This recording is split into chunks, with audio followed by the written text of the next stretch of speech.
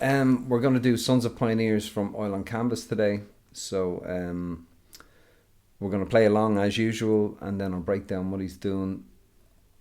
The frilly stuff, all these harmonics things, I'm in kind of two minds what to do about that, because they're all different. Every time he does it live, he does it different. But the studio version, of course, is the one everybody knows. So I'll break down some of them, and I might even do an addendum with them all done and timestamped at the end if you're that interested. But I don't know. I think if you just play around, I think it'll sound authentic enough. But the rest of it, we're going to try to get that as detailed and as correct as possible. So we're going to play along. It starts with the bass, so I mightn't catch the start of it, but you'll forgive me for that. I'll be in on the second one at the latest. You ready?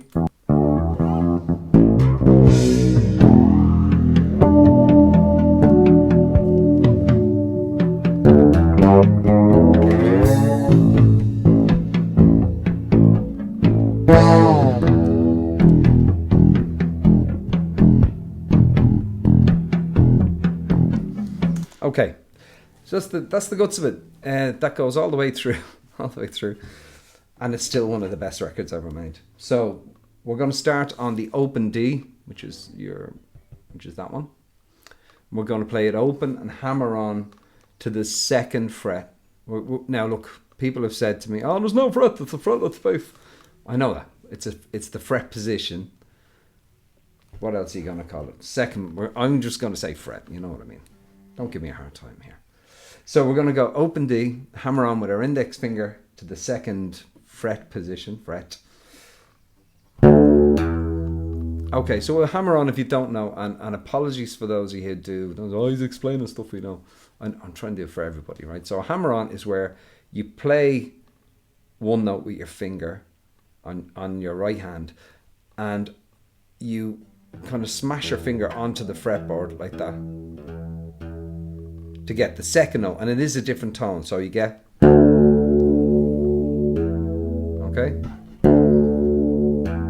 so you only need one hand. Okay, so it's open D, hammer onto the second. Now we're going to hammer on again from the second fret to the third fret. You can do that with your third finger or your second finger, it doesn't really matter. So it's, now, that note you just played, you're going to play that again, but this time you're going to actually pluck it with your finger. Right, so this riff is... Dun, dun, dun. So, hammer, hammer, and play. Your next note is the open A.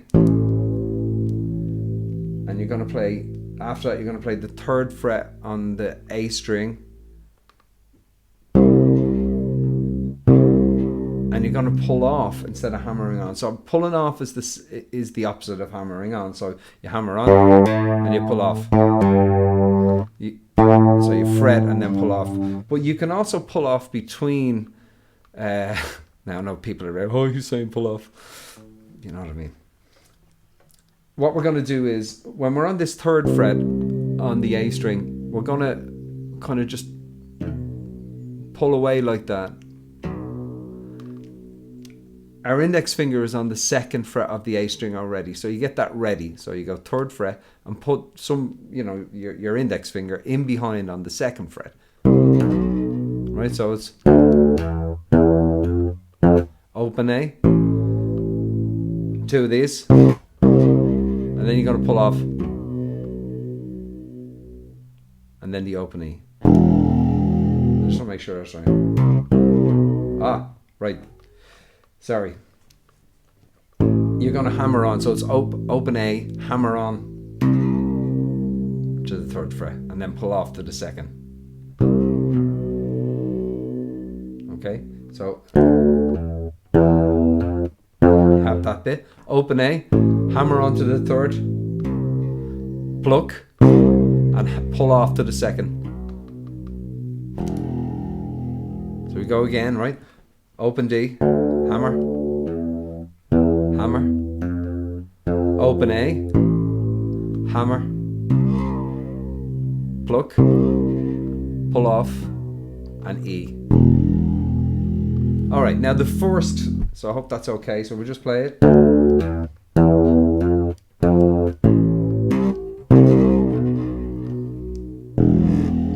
Now that is subtly different from if you were to play, or any combination of that. It's, and you'll hear it now when you listen to the record again. You'll hear that's exactly what he's doing. It's open A, hammer onto the third on the A, pull off from the third to the second on the A, and then the open E. And immediately following that, we have the first of our kind of fillers, the harmonics and the things that keep the whole thing interesting, okay? And how he plays that is if you don't know how to produce a harmonic, there are certain points on the neck, you can look it up elsewhere, there'll be certain points on the neck where you can instead of pushing the string onto the neck, you rest your finger lightly on it. So instead of doing that, let it off real light till you're just barely touching it. You touch it over the fret, in this case on the 7th fret on the G, and you pull your finger away real quick so that it rings out. Okay. Some of you might be able to hear I'm using some effects. So all there is there's a slight compressor on and some chorus. Again, you don't need to do that if you don't have it, but it does give you that sound, you know. Anyway, so the first of these fills is here. You're going 7th fret on the G string, just hover over the line of the 7th fret, produce your harmonic. The next harmonic, which he rings out at the same time. Now look, the confusing thing about this for a lot of people, that harmonic is also available here. It's there. It's available on the 5th fret of the D string as well, but it's not there because the next harmonic he does is the 4th fret of the D string, and this one is still ringing, so it's not that, it's that, because they're both still ringing. Now there is a way of kind of getting that, yeah, sympathetic ring, that's, yeah. All right, so we go start again.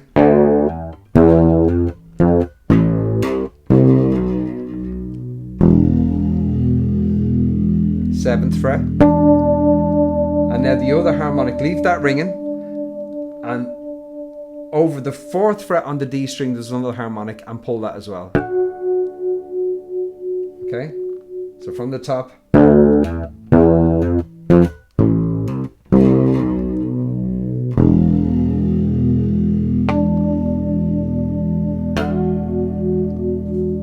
okay, that's the first half. Second half, and we're nearly there.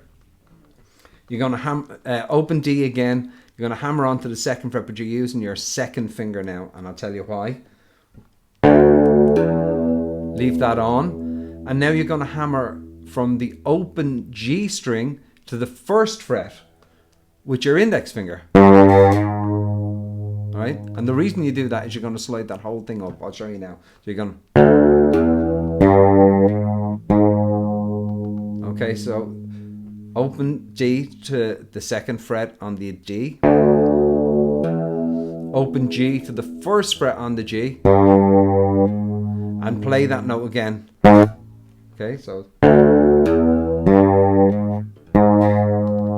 and now the plucking with your right hand, play the 2nd fret on the D string. So from the top. And now you're going to slide this whole shape up. Keep the relationship between these two fingers the same. And you're going to slide until your 2nd finger is on the 7th fret of the D, and your index finger is on the 6th fret of the G. Right, so you're going to slide it up. Now, as you go up the neck, the frets kind of get smaller, and the more experience you get playing fretless, your hand will actually start to adjust for that yourself. You use your ear. Like this, if I was to take that shape and not move it, it would be out of tune because I'd overshoot the things. But that doesn't matter at the moment. We're just going to slide that up. Okay. Now with fretless, I probably don't have to explain this to some people, but with fretless, what you're trying to do is always have your finger as close to what the imaginary line would be on a line fretless. Okay. You give it a little wobble there if you want, you know. Okay, so it's and slide up. Now when you get there, we're going to play the open A, and there's a rhythm to it. Listen to it. It's like, all right.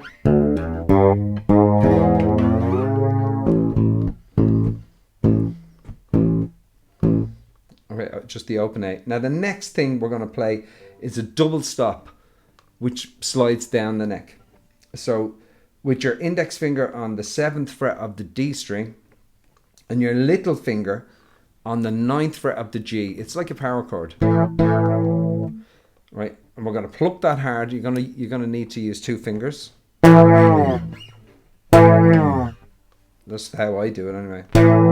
So I use my thumb on my index finger and I pinch. I'm going to slide that down until your index finger is on the 2nd fret of the D string, and when you hit there, you play that note. So it's slide down, and then it's the open A. Okay, so it's and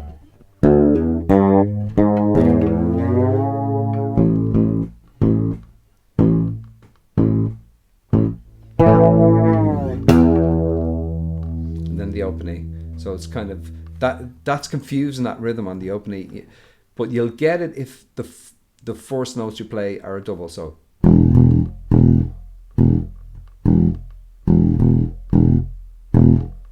and those doubles are in time with the toms. So I'll play it again.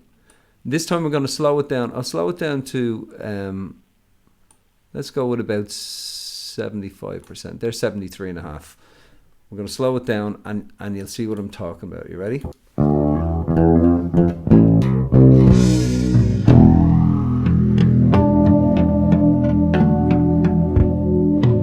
Here's this bit.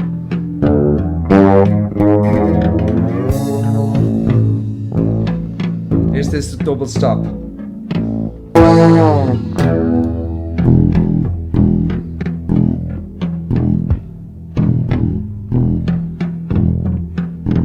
There's a gap. Anyway, so on, as he plays it wrong. Anyway, that's the guts of it. If you'd like a separate video with all the fills explained, I can do that. But I think that'll get you through. There's one little thing he does which requires explanation. You'll hear it on the live version, and I'll put a link in the description where it is. If you learn your harmonics as to where they are on the neck, right?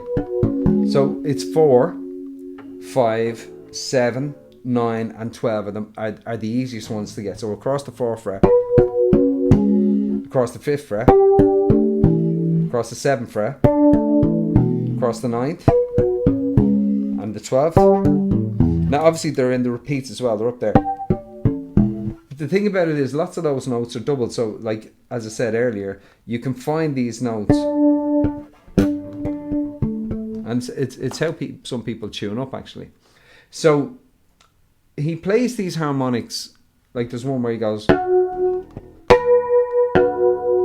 which is just on the 4th. He rings those two, and sometimes he goes up. Another one he does is he will play the one on the 4th but pluck it. So right, so you're getting your finger under the string. One more little thing he does is he plays the open G, and he puts his finger, I don't know, this might be possible for you. I'll see if I can go that way. Right.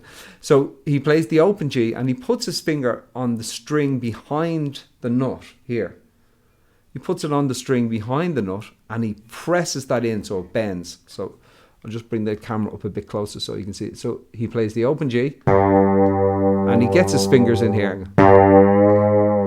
He just bends that in. Now, because I'm playing a Fender bass, this is quite long, this section. On the wall it's shorter, and I'm not sure if there's a string tree. I think there's a string tree going across here, isn't there?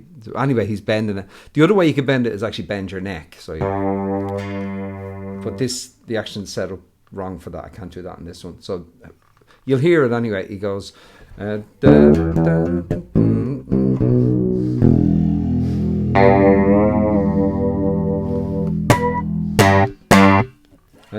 That's one thing he does. Any more questions, stick them in the description below. I hope that was of some use to you. Thanks very much as always for watching, and please give me a subscribe. And if you know any other bass players or fretless bass players, share the video so that the word gets out about this amazing, underrated, creative man who carved a niche for himself in the 80s and was so often imitated, but was just absolutely peerless. Mick Karn. Let's get the word out about this guy. Take care, guys.